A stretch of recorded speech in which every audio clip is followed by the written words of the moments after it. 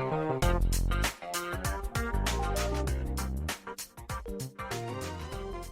it's Linda Pinizzato of the Condo Expert and Mike Yen of TEDRA here in the Toronto District Residents Association. We're discussing the transportation issues. You know, it's great that Metrolinx is moving forward. Go Transit. We have these wonderful visions for the future. But what about right now? I put it out there, Mike. I mean, Liberty Village, a beautiful, beautiful development, no doubt. But it's not within stepping stone distance of our financial district. All of the professionals, young professionals, for instance, families down in that immediate core, they've got to get downtown. So what are they going to do? They're looking Well, at King it's Street interesting. I was streetcars, talking aren't with they? the president of Liberty Village Residents Association. When I asked him that, he said, "Oh, they're just going to have to ride a bike." And I said, well, That was his comment. yeah. Okay, And, well, that's, and I told him, I go, well, that's just not practical. It's not practical for No. everyone. There's, a lot of people want to go to work in a suit maybe, or have their briefcase or some equipment that they need to carry with them. Or, as I mentioned before, the elderly or disabled need to get around, and it's just not going to work. What is the plan now? And actually, it's interesting. There was an article that came out in the news a couple weeks ago. Andy Byford, who heads up the TTC, he was taking public transit to see a soccer game at the exhibition stadium, and he realized that there's no planned either LRT or the downtown relief line hasn't been approved to go to Liberty Village. So he just realized, and there's a quote from him in the paper, and it says that, we're in a lot of trouble here because they didn't build any parking in Liberty Village, and they're not building any public transit to Liberty Village, and it's just going to get far, far worse. So this is a shout out to all of those condo owners and even business owners, quite frankly, in Liberty Village. I think you need to do some knocking on some doors. Because seriously, I think right now there's no question that all of these developments, in particularly your area and even Liberty Village, they're so far off the master plan. It's like the master plan does not exist any longer, and everybody bought in there based on the master plan. So I agree. Mike, we're not trying to, I know with the Condo Owners Association, we're not trying to stop development. What we're trying to do is make sure that all of the proper mandates are in place to protect condo owners through legislation. But while we're doing that, we also have to embrace your association, all the residents associations across the province, so that we can obtain a mechanism, like a magnet of information. The information that you've provided today to our audience is unbelievable. They can't find this on Google. They can't sit down and start trying to search the web. And obviously, they're not coming out to these meetings either. So, again, we have to have a call to action. I welcome people to come to our website, which is torontoedra.ca. Again, that's torontoedra.ca. And we post up a lot of the issues in our local area. And if you're not in this specific area and you want to learn more about your area, well, fire us off an email and maybe I can point you in the right direction. Well, that's the key thing because, you see, it's a duplication. You're very well adversed. You stay very much on top. Listening that a president of a ratepayers association would suggest for people to start buying bicycles, I think maybe I would be very concerned if that was a person running my ratepayers association. If I lived in that neighborhood, that's for sure. Well, that's we're moving with the problem. times. We're moving up. We're not going backwards. We're moving forward. We're supposed to be in bicycles. Our residents association is very engaged, and we make it a priority, an absolute priority, to get the message about what's going on in our community to our residents. And that's why we put out our newsletter, and we mailed it to every single condominium unit here in the entertainment district, and we actually included City Place as well. And that was over 12,000 newsletters that went out.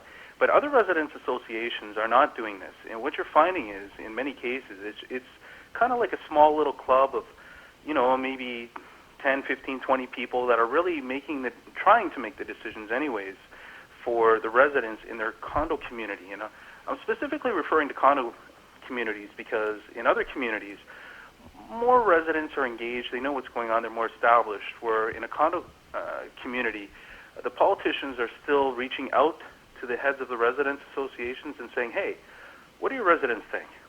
And we actually do polls online.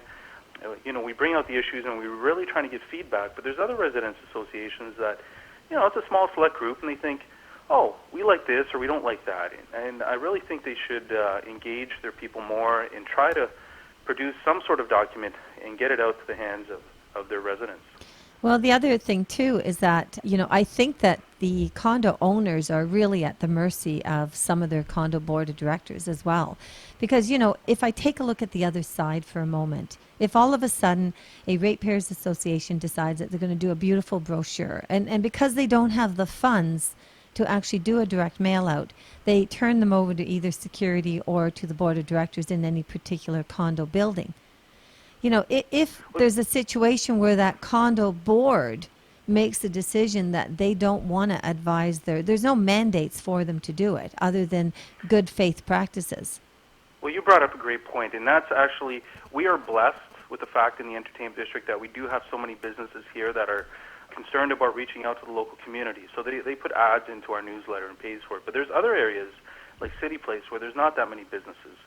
You really do need the condo boards to work with you, and it is it's challenging. Like, obviously, I would like to reduce our expense of the mail out and put it into the hands of the local condo boards where they can distribute our newsletters for us. That would save us, close to $3,000, right? And the thing is trying to engage the condo boards. You always have that buffer of the property manager, and these condo boards don't meet that often, and we're trying to figure out a way to get through that barrier right now as well. Well, I think as COA grows and we continue to get registered memberships joining in, because, we are their only nonprofit association as a voice and advocating and representing with all levels of government. The idea then is to have an internal mechanism all the way around to be able at any given time, even on behalf of ratepayers associations, we can send out and work together. I mean, ultimately, that is the goal. It's a mechanism of trying to work together so that we provide consumer protection. Because it really is about consumer protection. Well, you're right, and knowledge is the key here. You really need to know what's going on in the area to be engaged, and let the powers that be know you like this or you don't like this, or this is working, that's not working, and here's some new ideas. And it's not happening. And if there was some way we could get that information to the condo dwellers, and they stand up for their community, then we can probably fix a lot of problems down here. Well, it's funny because I think that if I take a look, like number one areas right now that are getting concerns from, and I'll name out some of them, certainly Trinity Spadina. We also get them up in the high density areas, for instance, like Yonge and Shepherd, very high density. Mississauga, local core near Square One, Burnham Thorpe, and Highway 10 area, without a doubt. Then, to be quite honest with you, and it was sad, very, very sad, because as you know, last week there was a raid on 320 Dixon Road, and that was a shame because, we've had some people contacting us from that, and, with a large degree of fear. And as the public now knows, and now that all of this has met the forefront as far as what kind of drug dealings and gang dealings and so on that were going on. Basically, Linda, I don't know how you do it. You're covering everywhere, and it's an enormous amount of calls and emails you get, and you work so hard at it. And here I am. I've got such a small little area, and we're overwhelmed. And I really wonder how you do it all. I do too. But, it's a passion because and you're the same, Mike. I mean, it's all your volunteers, our volunteers. It's trying to make it right. And I think that as the government recognizes that, we're a very strong voice, this advocacy, the representation, condominium owners realize that they have to have that. It's one day we're both, all of us, going to work up. Going back to volunteers, we're always looking for volunteers as well. If anyone's listening and they live in the entertainment district area, contact us and help us out. There's lots for us to do, and even students who are looking for references and for something to put on their resume. It looks great. And Linda, I don't know if you have enough volunteers or not, but I don't know if you're putting out calls for it, but Same thing. It's amazing how much you learn and the amazing people you meet when you come out and volunteer in a community association. Oh, absolutely. No, we put out call outs for volunteers. We're actually starting an internship program now. And we're embracing not only the colleges and universities, but also the public schools. You know, the young youth of today are the future condo owners of tomorrow and or residents, you know, in Well, somebody's got to live in condominiums. all these new condos they're building. Well, exactly. So what we've done is that, and we've also, and I'm going to throw one out at you, and this was a shocker because honestly, it was just so sad. You know, on the senior side of things, what we're trying to do is maybe embrace a special type of program for seniors so that they can understand more, because you know they're in some degree they're a little bit you know, if they're not well adversed, if they're not internet savvy, maybe you know if they have you know any type of accessibility issues that they're dealing with, they may be a little bit in left field when it comes to all these things that are going on. And I Well, I'm know glad you that, brought up you know, yes. seniors. Actually, the last community meeting I was at, and the table I was sitting at, it was all seniors except for me. And they actually dominate a lot of our community meetings, even though there's a low percentage of seniors that live in the area. And one of their main concerns is they're on fixed income. Yes. And now you have these massive, absolutely massive towers going up in the area, which is going to jack up all our property values and property taxes. And they're extremely concerned about this. So, you know, how do you address that? Have you I can. We received a lot of had. calls for that, Linda? Well, the Condo Owners Association, last week we actually had a meeting with the MPAC, which stands for Municipal Property Assessment Corporation. And we actually sat down and took a look, a strong look on how they evaluate assessments. And of course, there's a mill rate with the City of Toronto. And they are in the process right now of reviewing it and trying to decide if there's other types of determining factors that they need to pay attention to. The one big concern that COA has is that, you know, unfortunately, as the maintenance fees continue to increase, the values of the properties actually decrease. So we put together a huge PowerPoint presentation. We presented it to Minister Tracy McCharles and Minister Deputy Garrison, who are with the Ministry of Consumer Services and basically oversee and involved with the Condo Act review. And we identified the serious issue of declining values, increased maintenance fees. Now, how does that affect taxes? Well, taxes are based on value. So, in actual fact, if the value of the building decreases, the condominium corporation decreases because of high maintenance fees, the taxes may decrease.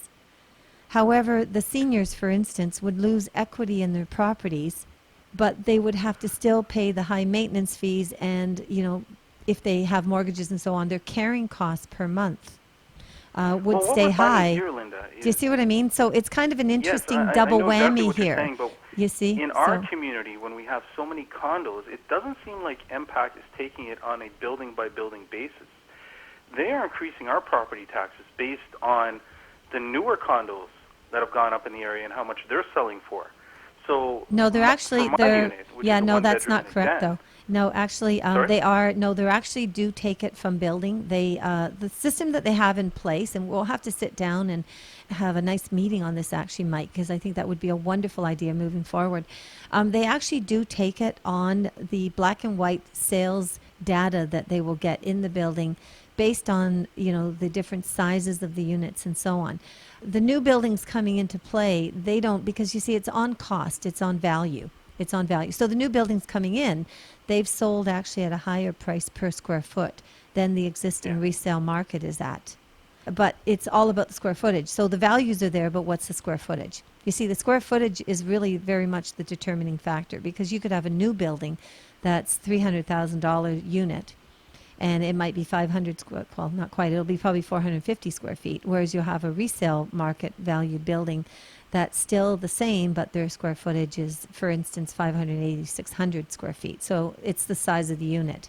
It is complicated, but I think that when we sat down and worked with MPAC, we put a lot of important key points on the table for them to start considering implementing. But, you Oh, know, well, thanks, Linda, and hopefully you get yes. somewhere with that. I'm really concerned. You know, when I see a new condo that, recently opened, less than a block away from me, and those units are selling for maybe, $50,000 more than mine for the same size, and I see their tax rates are the same as far as property taxes, it worries me a little. Well, they have, they do have one big problem with new developments and taxes is that people sometimes don't realize that in the first 1, 2, 3 years, it actually takes it about 2 to 3 years for them to get stabilized. And if people aren't paying taxes through, say, for instance, their bank and mortgages, they're going to get hit with this massive bill, say in the second or third year, not realizing that, they should have probably been saving that money in the interim for taxes when they hit them. So that is one problem because the time period from the time that people take registration until the time period when they actually have to pay their first tax bill is quite lengthy. But no, totally. I think Mike, there is so many concerns, and that is the problem. There's just so many concerns. There's so many things that have been left by the wayside, and they need to be addressed. So what is the Yeah, magic definitely. formula to get these condo owners involved? Well, we just got to keep hammering away. I think it's going to be a real shocker once people see, some of the icons in the city of Toronto being torn down for condos and the sheer size of what's going up. I think people are going to open their eyes and be engaged then, but unfortunately by then it's going to be too late. And, hopefully changes in the Condo Act are going to protect at least some of these condo owners. I don't know if the older buildings are being grandfathered or not, but maybe that's a partial reason for the rush to start these condo projects, so they're not going to be restricted by any changes in the Condominium Act. Well, the condo act right now we're in the latter part of the second stage of the series. There's actually 3 stages. We are part of the stakeholder review, and I can see that with that they've also identified a number of concerns in other type of working groups now, and so COA is actually involved in 5 different working groups with respect to the Condo Act and the Condo Act review and the major concerns. But I think the key thing is that if we can do anything with this show today is certainly with all the invaluable information that you've put out there is for the condo owners, not just like in Trinity Spadina, of course, but just province-wide, listening to the podcasting in this show. They need to join COA and they need to get involved with TEDRA, certainly if they're in the entertainment district. Have you found, I was really happy to hear about the businesses. That's great. So you've got a wonderful working relationship with the BIA. Oh, we work very closely with them, and they share our concerns. They're really worried. They're part of a BIA, and it's called the Entertainment District BIA, and they're really worried what they're going to call the area and how they're going to advertise the area. And many of these businesses rely on tourism, not just international tourism, but local tourism, people coming from the suburbs or the 905 area. And they're concerned about their customers getting down here and enjoying a full experience, going to the theater, coming to a restaurant, going to a Jays game, going and then heading over to Wayne Gretzky's or whatever it may be for the area. And it's causing major concern with them, and they see that we're addressing the issues, and they want to obviously advertise their business out to the local residents because this is a new source of customers for them. And at the same time, it allows us to present the challenges of the area and what's going on politically in the area to get the people engaged, right? Because the local community does support the local businesses down here.